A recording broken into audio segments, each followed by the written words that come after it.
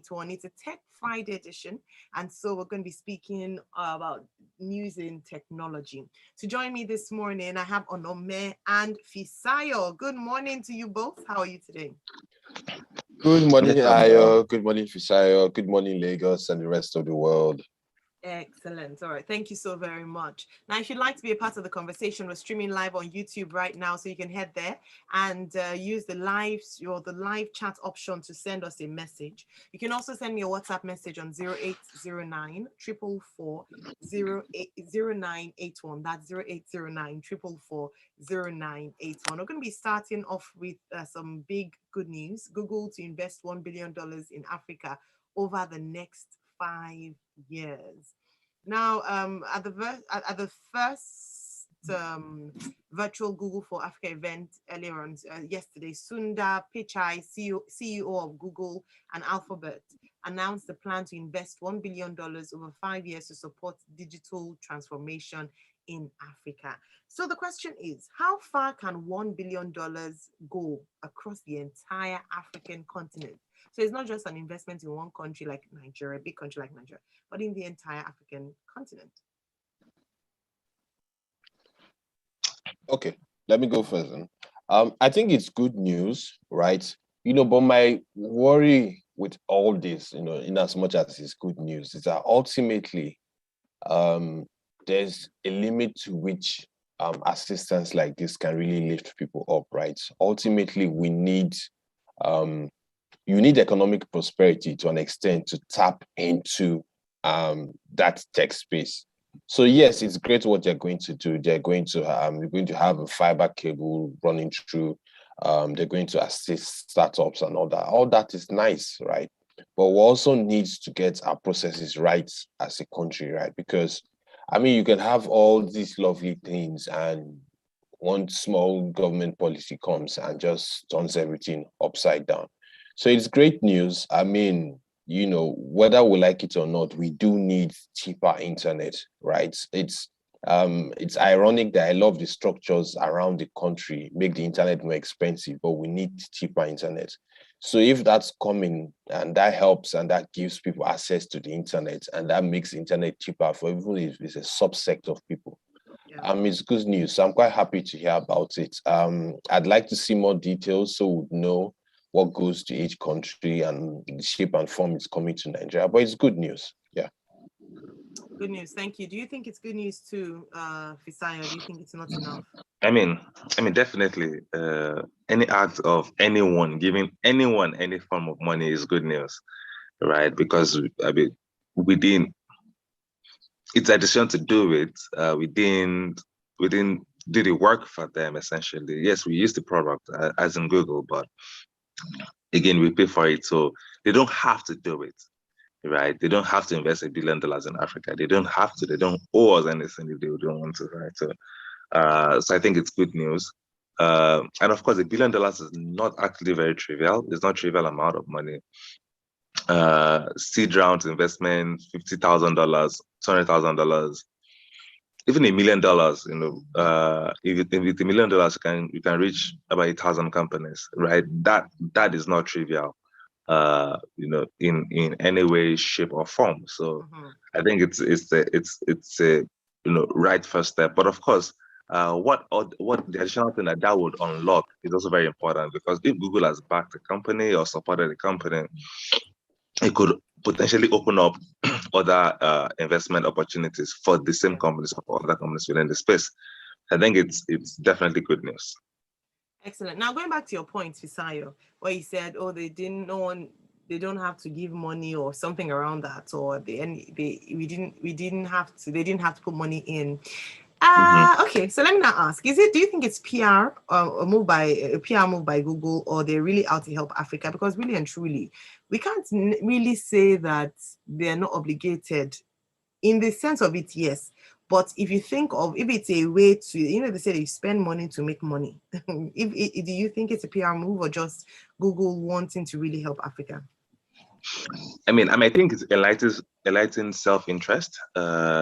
So if more Africans are connected to the internet, like Onome had said, It means that we'll be asking more questions, and then the only platform that we know to ask questions from is Google, right? So it means you use the product a lot more. They'll learn more about it, and then sell more ads and all of that kind of thing. Yes, makes sense from the business perspective. So it's not a gift, right? It's an investment they are making in their own future, right? To figure out, okay, how do we ensure that people get connected to the internet and then be able to remember people are connected to the internet? It means that they'll probably use a Gmail account, all of this. So there are many things that could trickle down to Google as a company, right? But again, there are also different ways to skin a cat, right? So it doesn't have to be direct investment in startups in Africa. It doesn't have to be direct investment in internet in Africa. It could have been different other ways, right, to achieve the same thing.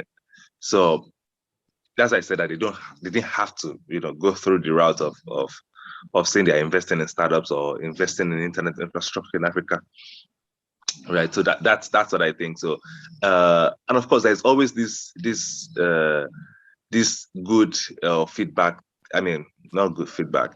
This good feeling when you see in the Western world you are helping Africa, you're lifting people out of poverty.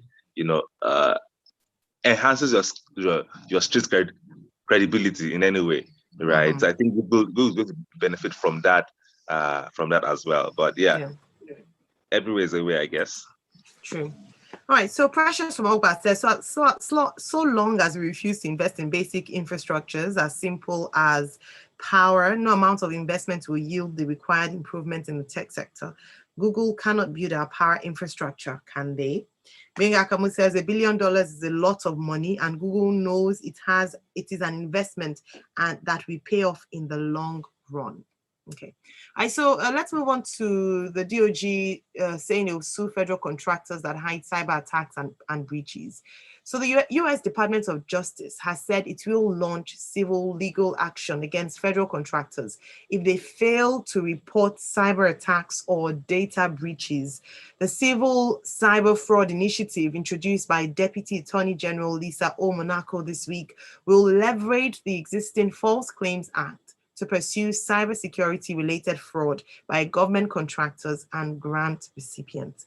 Onome, how practical is this move from the U.S. Department of Justice? I'd like to take it from a slightly different angle, right? Okay. And I think to me, it just shows the seriousness that the government has there for data, right? And their data. And maybe it's just to get people to sit up. Maybe it's targeted at specific contractors, who knows? But I think it just shows you that that's a government that takes data seriously. And that's something we need to do here, right? Yeah. We have elections coming up soon. People are going to do voters registration. I'm sure if you fish around online, you probably would see your own data somewhere online. Somebody has gotten access to your data, and nobody's getting fined, nobody's getting arrested, nobody's getting penalized for that. So these things happen as the world becomes more interconnected, as the whole data thing becomes warfare. It's only right, and I guess it will just make the contractors sit up and tighten their back-end processes and all that. But it just goes to show you how governments, the US government, is taking data seriously, and how we as a country need to do the same thing, So yes, I think things happen really. Well, I think it just shows how serious data is, and issues of privacy are key, and that's something we need to emulate as a country. All right. How about you, Fisayo? Should we be emulating as a country? Yes. Okay. So I'll probably just step back a bit. Again, what Jess is saying is that it's not finding them for data breaches; it's finding them for hiding it. Or they'll be suing them for hiding it, because I think it's also a chicken and egg situation, because if you've been breached, the government wants to know that, okay, yes, something like this has happened. They need to know from where, who is responsible, all of that kind of thing. Is it an attack on again, the Americans like to feel attacked every time, so I'll use their words. Is it an attack on the American society? Is it an attack on the American government, or attack on the American people? And so they wanted to know. So, but for the companies, it's also in their interest that they don't announce that they've been breached, right? Because if you announce that you've been breached, it means that people whose data are not even affected will start getting concerned around, okay, I don't understand this kind of thing. So what the government is trying to do is to force transparency in that data breaches, when data breaches happen. Want to be able to say, okay, yes, guys, let us know so that everybody will be careful. We know to put measures in place. We know from where, or maybe there's a motive, right, for those data breaches, right? So that's the angle that the government is, at least supposed angle that the government is taking from and I think it's a decent right step, I guess. All right. Excellent. So decent right step. Fisayo was very positive this morning. No, that's so different. Is it because I'm not Rotus? So is it Rotus you tackle and tell us this cannot work? This is impossible. No. I'm always on the side of reason every time, right? Of truth and reason. All right then. Always on the right side of reason. So World Teachers Day was on Tuesday, right? Onome and Fisayo. And we know that, especially in the past 1 year, technology has really come into the top conversation, top burner when it comes to education. How far has EdTech, that's education technology, come in Nigeria? To both of you. And then I'd like us to discuss challenges still facing ed technology in Nigeria, because we cannot talk about technology today without just pointing to the Teachers' Day on Tuesday, and thankfully, I think this year there was more information and awareness about it. Hopefully, so let's talk about technology and education. How well do you think we've come, and what are the challenges that we face? I think the challenges I see, since I play in that space, the biggest issue I see is literacy, right? So it's not even really cost to affordability, it's literacy. You still have adults in this day and time that do not know how to check their email, right? Who don't know how to set up a Zoom call like this. And we're in 2021. These are like essential skills. It's like shorthand in those days in school, and you say you don't know how to use that. So sometimes you see, and sometimes the literacy is I would say it's a deliberate thing. So they just feel like, you know what, I can't be bothered with this. I'm too old to know about this. In some cases, people genuinely can't afford it, right? So whether we like it or not, we are in a country with extremely large number of people who are poor. And if you're struggling to eat to survive, right, like education, ironically, is the last thing on your mind. You need to survive to be educated, right? So definitely it's helping. The internet is helping, the awareness is there. But if people are struggling to eat and survive, school is the last thing really on your mind, even though you need school to lift out of that poverty, but you need to eat, right? So things are definitely getting better, but we need the economy to be healthy again. And that way, that helps, because sometimes you need a minimum level of subsistence before you can think of internet or think of going online or going to do anything or utilize any online service and all that. You need to be buoyant, right? So things are much better, but there's still room to grow. All right, thank you. Fisayo, out of time, but do you have anything to say with regards to EdTech? Yes, just add to what Onome had said. There's an underlying infrastructure problem. There's underlying technology. Internet connectivity problem. There's underlying literacy, even among teachers and lecturers, and all of that. And of course, there's the issue of affordability from the user's perspective. So all of these are not things that can be solved by just building an app or building some technology. There's a big structure which tends to be done. And then, that is not the work of the startup, it's the work of the government. So, All right, then. So we have work to do. Pardon?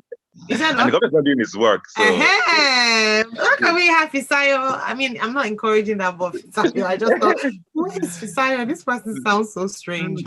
Well, thank you so very much, Fisayo and Onome. Onome, thanks for riding it out with me this week. Also this week on Business Express 981, and I dare say you've done a great job. Even though Rotis isn't around, and I'm sure he's proud. Rotis is off on leave. Some people have asked where he is, and hopefully he'll be back very, very soon. A big thanks to Fisayo for this morning, and a big thanks to you for being a part of the conversation. Let's do this again next week, Friday, for a Tech Friday edition of Business Express. Business Express, on the other hand, comes every single weekday morning from 6:30 to 6:45 a.m. I am Mairo-Ese. I mentioned that at 7 o'clock I'll be having an interesting conversation, and I think you should tune in and listen. Before then, we have some great music lined up for you, so do stay tuned here on Smooth 98.1. Brought to you by Interswitch. Thank you, everyone. Bye. Thank you. Bye. Have a lovely Have a day. great weekend. Thank you. Yeah, Have a bye. Bye.